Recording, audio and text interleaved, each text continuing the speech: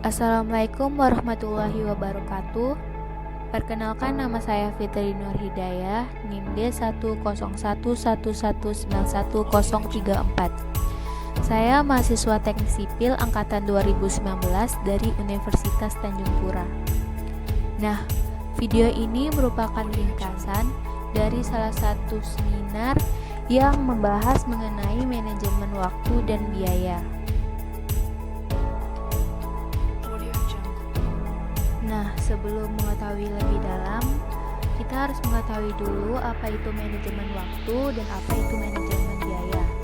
Manajemen waktu sendiri adalah hal yang sangat penting dalam suatu pelaksanaan proyek untuk mencegah terjadinya kemunduran waktu, penyelesaian pembangunan atau produk nilai, karena berbagai sebab yang mungkin terjadi saat pelaksanaan.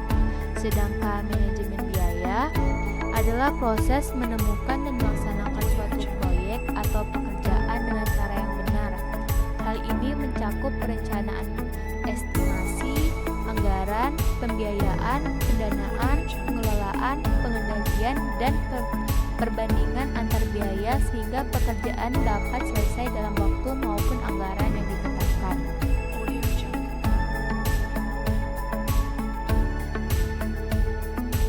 Di dalam Direktorat Penanganan Permasalahan Hukum oleh LKPP atau Lembaga Kebijakan Pengadaan Barang-Barang dan Jasa Pemerintah mengidentifikasi 7 masalah sengketa kontrak, yaitu terdapat 20,23% pemutusan kontrak atau wan prestasi, 19,24% sengketa perubahan kontrak, 14,30% daftar hitam, yaitu yang ditujukan pada kontraktor atau konsultan penyedia jasa yang melakukan pemutusan kontrak, maka dimasukkan ke daftar hitam selama 2 tahun, sehingga selama 2 tahun itu mereka, yaitu para konsultan dan kontraktor, tidak dapat melakukan pekerjaannya karena telah di-blacklist oleh pemerintah sendiri. Dan selanjutnya terdapat 14,11% uang muka dan pembayaran prestasi pekerjaan, yaitu seperti uang muka yang tidak dibayarkan atau kontrak yang tidak punya uang muka, lalu seperti prestasi pekerja yang tidak dibayarkan dan yang dibayarkan kurang dari seharusnya. Selanjutnya ada 10,96% sanksi. Nah, sengketa ini diakibatkan oleh keterlambatan atau kesalahan pekerja.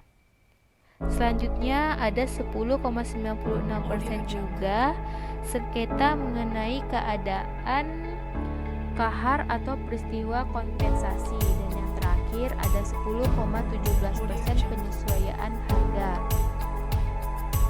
Nah, pihak-pihak yang terkait dalam pelaksanaan pekerjaan. Terdapat 3 pihak, yaitu yang pertama adalah pemilik atau owner, yang biasa disebut dengan penerima jasa. Kedua, konsultan. Ketiga, kontraktor atau penyedia jasa. Pemilik atau owner sendiri memiliki tugas pokok berupa membayar pekerjaan yang telah memenuhi syarat atau kuantitas dan kualitas oleh si penyedia jasa. Bekal atau modal dari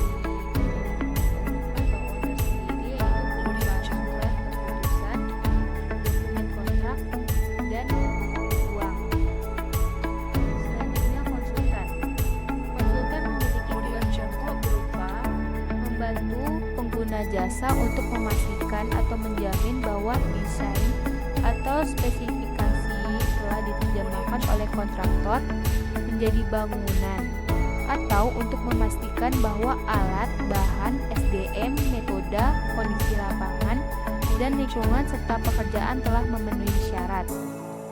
Bekal dari konsultan sendiri yaitu dokumen kontrak, kewenangan atau menerima atau menolak pekerjaan, dan kompetensi. Yang terakhir ada kontraktor. Kontraktor bertugas menerjemahkan desain dan spesifikasi menjadi bangunan atau meramu alat, bahan, SDM, metode, kondisi kondisi lapangan, lingkungan, dan waktu menjadi bangunan. Bekal dari kontraktor sendiri berupa dokumen kontrak, uang, dan kompetensi. Kompetensi yaitu berupa seperti sertifikat kompetensi.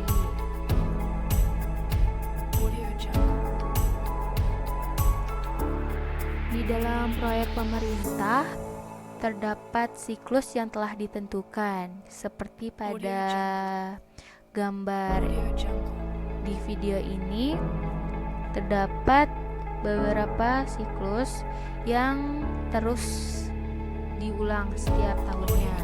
Seperti yang pertama, terdapat perencanaan umum, lalu pemrograman, penganggaran, survei dan investigasi, desain, pelaksanaan konstruksi, dan juga pengoperasian dan pemeliharaan.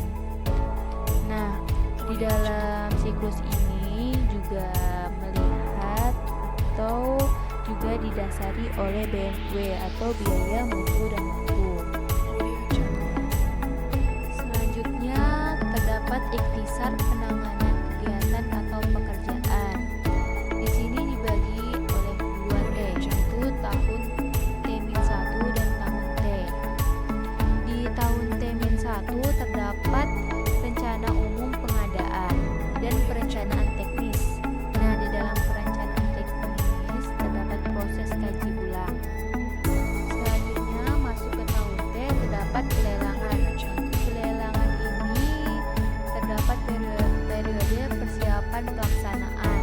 Yang setelah itu dapatlah tanda tangan kontrak.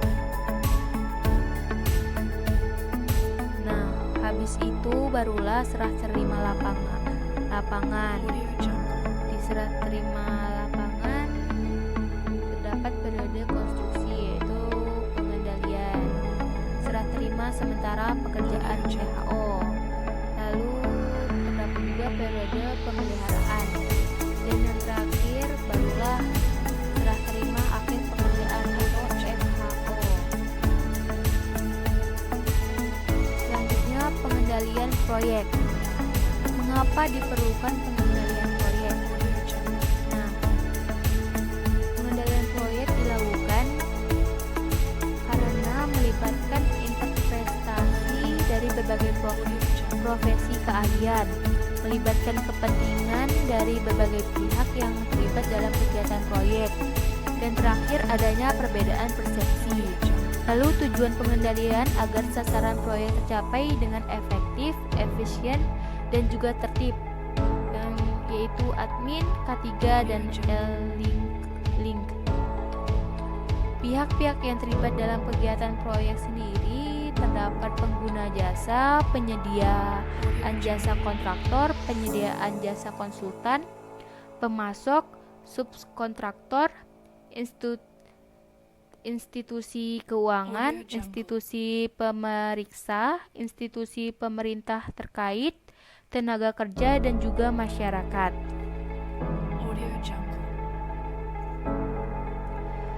Di dalam project management terdapat bagian-bagian. Nah, part of project management yaitu ada scope, budget, dan schedule. Scope lingkungan, budget, biaya, dan schedule itu berupa jadwal yang harus diperhatikan dalam manajemen proyek.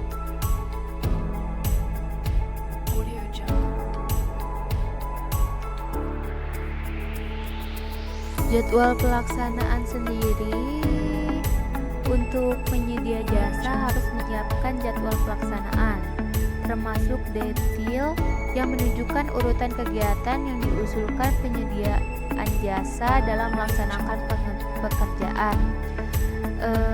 Seperti pengendaliannya, yaitu setiap akhir bulan penyediaan jasa harus melengkapi jadwal pelaksanaan untuk menggambarkan secara akurat kemajuan pekerjaan aktual.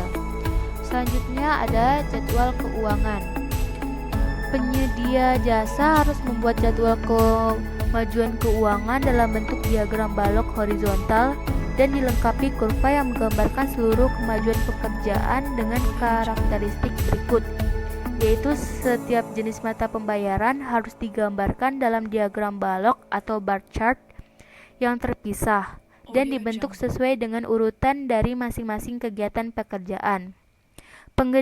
Pengendaliannya seperti kurva seluruh kemajuan pekerjaan harus dapat memberikan gambaran tentang kemajuan keuangan rencana pada setiap akhir bulan terhadap kemajuan keuangan aktual. Lalu, jadwal produksi peralatan dan bahan. Penyedia jasa harus menyediakan jadwal untuk penyediaan bahan dari semua lokasi sumber bahan, bersama dengan rencana tanggal penyerahan, contoh-contoh bahan dan rencana produksi bahan dan jadwal pengiriman. Nah, di dalam jadwal produksi peralatan dan bahan ini sangat mempengaruhi cash flow pekerjaan juga.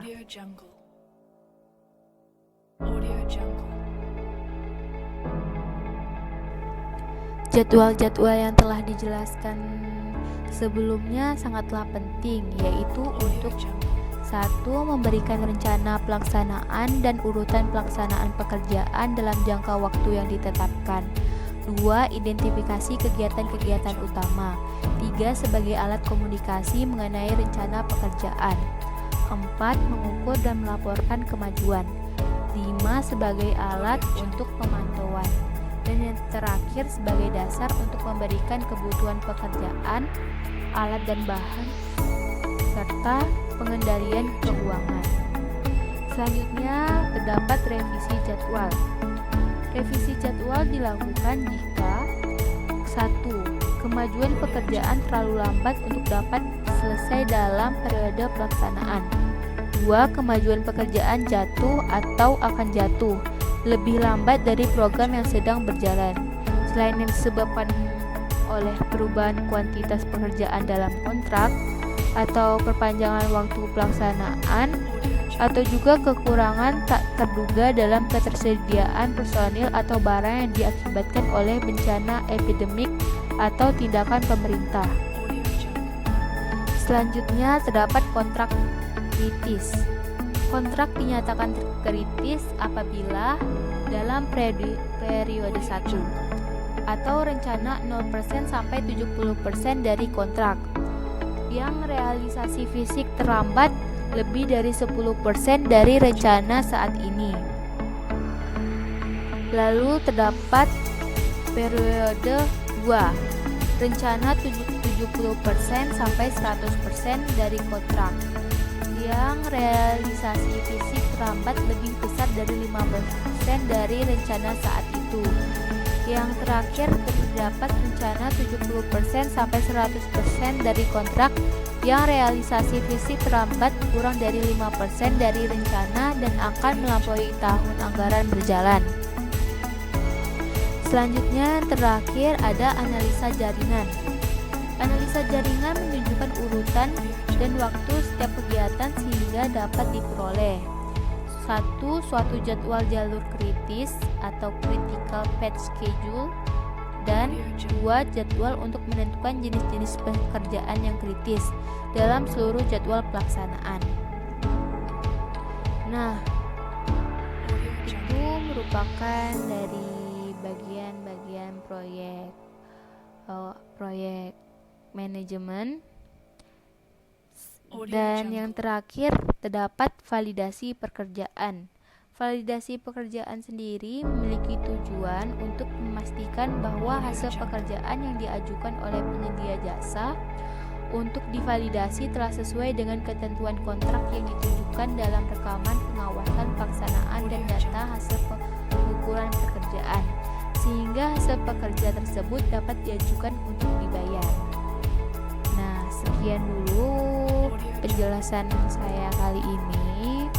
Berikut merupakan salah satu rangkuman dari hasil webinar yang telah saya tonton, yang bertemakan manajemen biaya dan waktu. Baik, sampai sini dulu videonya. Kurang lebihnya saya mohon maaf. Wabillahi taufiq wal hidayah. Wassalamualaikum warahmatullahi wabarakatuh.